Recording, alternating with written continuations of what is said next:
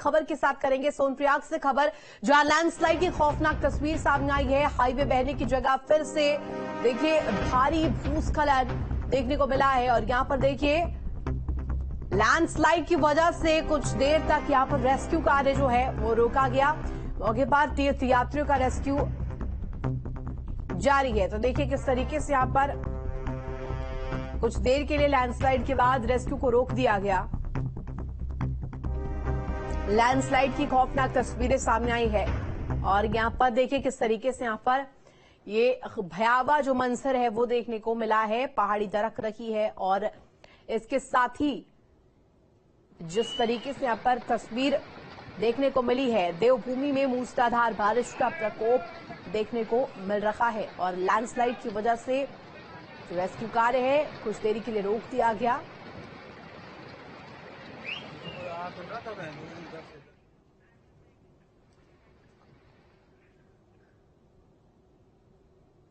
और कर्णप्रयाग से बड़ी खबर बता दें, मौसम खराब होने की वजह से रुका यात्रियों का रेस्क्यू। केदारनाथ में फिर बिगड़ा मौसम, सेना का चिनूक हेलीकॉप्टर आधे रास्ते से वापस लौटा है। पहले राउंड में देखिए किस तरीके से श्रद्धालुओं का रेस्क्यू किया गया। 15 श्रद्धालुओं को एयरलिफ्ट किया गया।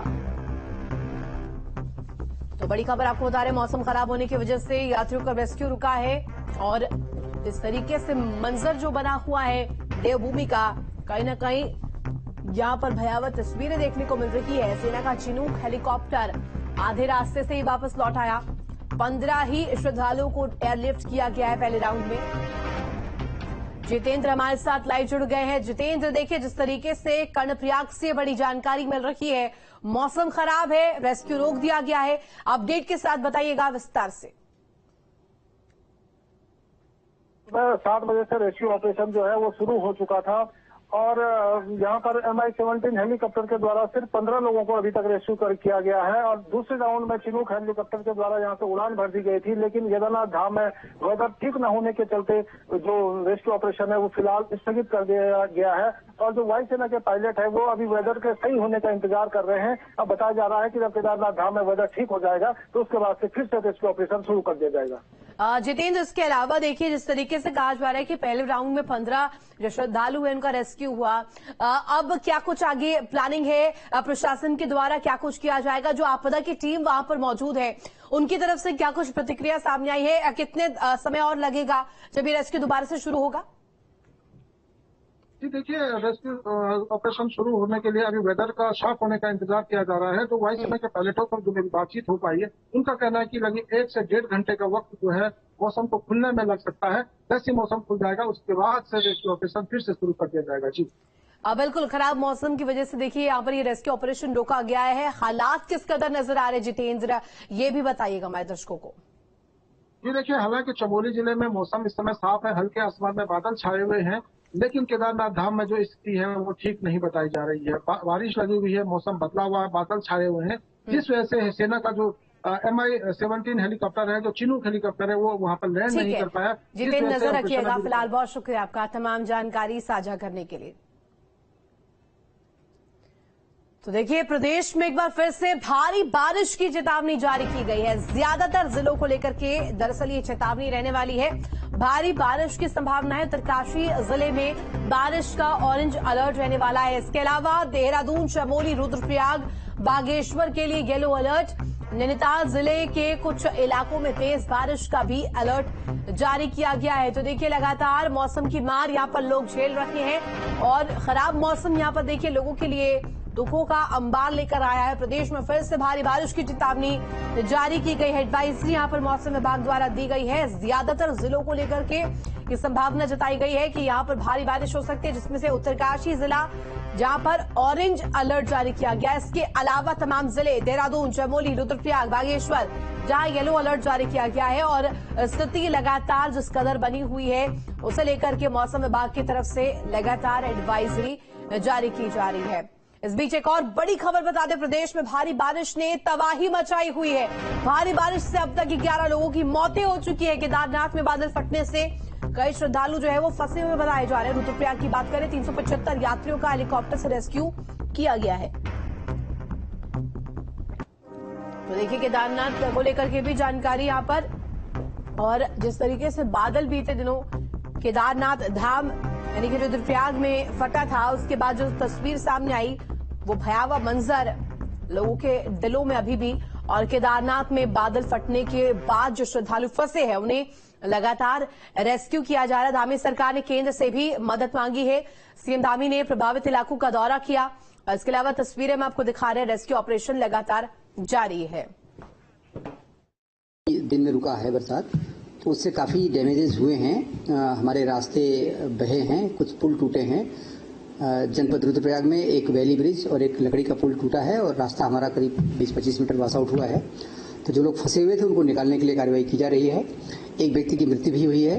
जो लोग फंसे हैं उनमें से लगभग हमने अब तक 400 से अधिक लोगों को निकाल लिया है। बली में, लिंचौली में जो लोग हैं उनको निकालने का काम चल रहा है और जो केदारनाथ जी में रुके हैं उनको भी लाने का काम करेंगे। तो हम उम्मीद करते हैं जितने लोग निकालेंगे, जितने लोग फंसे हैं।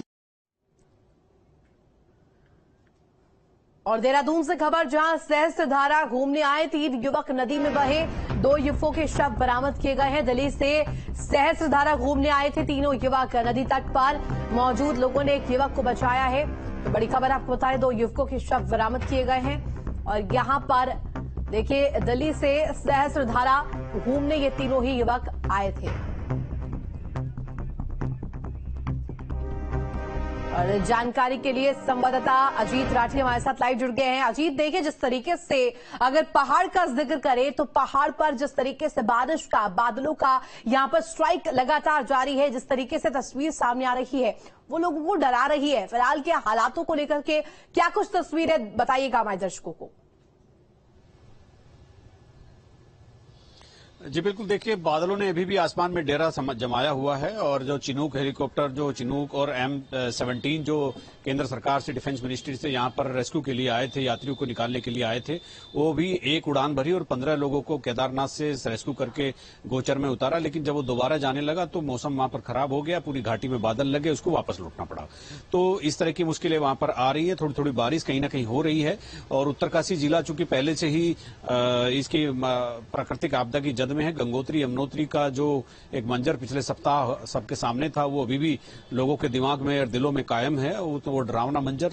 और उत्तरकाशी में आज ऑरेंज अलर्ट है और बाकी जगह येलो अलर्ट है। लेकिन कई बार आपने देखा होगा कि येलो अलर्ट के दिन भी काफी बारिश हो जाती है, तो इसलिए एहतियात बरतने के लिए कहा गया है। और अभी जो रेस्क्यू है वो धीरे धीरे चल रहा है, लेकिन रेस्क्यू के लिए लगातार जितनी भी एजेंसीज हैं, डिस्ट्रिक्ट मजिस्ट्रेट और जितनी भी सिक्योरिटी एजेंसी, रेस्क्यू एजेंसी, जितने भी पैरामिलिट्री फोर्सेज हैं, NDRF, SDRF, तो वहां पर वो लगातार रेस्क्यू कर रही है और केंद्र की टीम भी वहां पर पहुंच गई है। बिल्कुल, और जब आप बात मौसम विभाग को लेकर के अजीत कर रहे हैं तो ये भी देखने को मिला है कि जिस कदर यहां पर मौसम विभाग ने पूर्वानुमान जताया था, हुबहू तस्वीर वैसी होती भी नजर भी आई है। लिहाजा अब संवेदनशील इलाकों पर नजर रखने की जरूरत है। प्रशासन के इंतजाम क्या वहां पर धरातल पर नजर आ रहे हैं और किस कदर वहां पर इंतजाम किए गए हैं, ये भी बताइएगा। देखिए, मैं अपने दर्शकों को ये बताना चाहता हूं कि सरकार और पूरा सरकारी सिस्टम जब अलर्ट घोषित करता है, यानी अपने सिस्टम को गवर्नमेंट अलर्ट पर रखती है।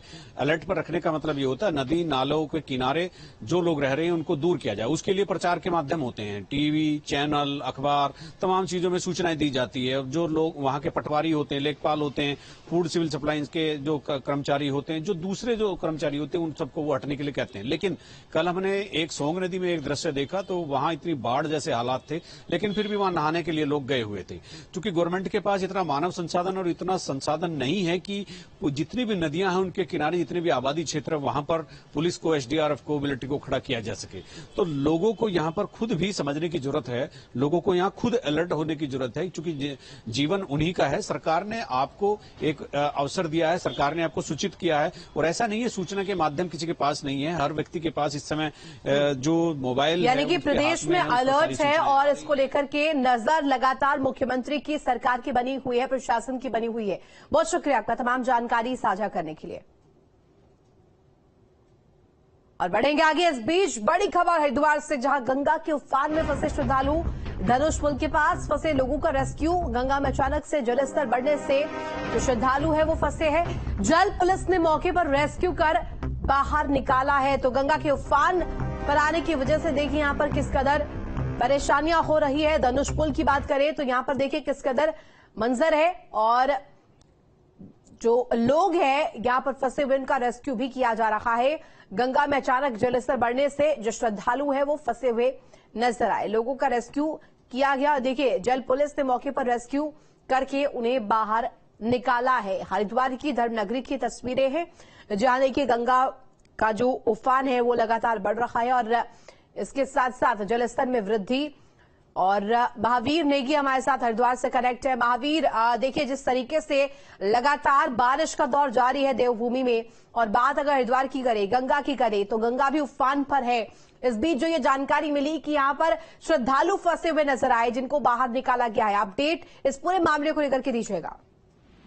बिल्कुल, देखिए जिस तरह से लगातार पहाड़ों पर बारिश हो रही है और उसको देखते हुए जो गंगा का जलस्तर है वो भी लगातार बढ़ रहा है। और अचानक आज सुबह जो हर की पौड़ी के पास घाट है, मालवीय घाट, वहां पर अचानक से पानी का जलस्तर बढ़ गया। और उसके चलते क्योंकि जिस तरह से कम जलस्तर कल तक था, तो वहां पर लोग गंगा के बीच में ही स्नान कर रहे थे, तो कांवड़िए और कुछ लोग वहां पर स्नान कर रहे थे। तो अचानक से जैसे ही जलस्तर बढ़ा तो उन्होंने एक बीच में एक टापूनुमा जगह थी वहां पर शरण ली। और जब पुलिस को ये जानकारी मिली तो उसके बाद जल पुलिस मौके पर पहुंची और उनको रेस्क्यू करने का काम किया, क्योंकि लगातार जिस तरह से पहाड़ों पर बारिश हो रही है, यानी कि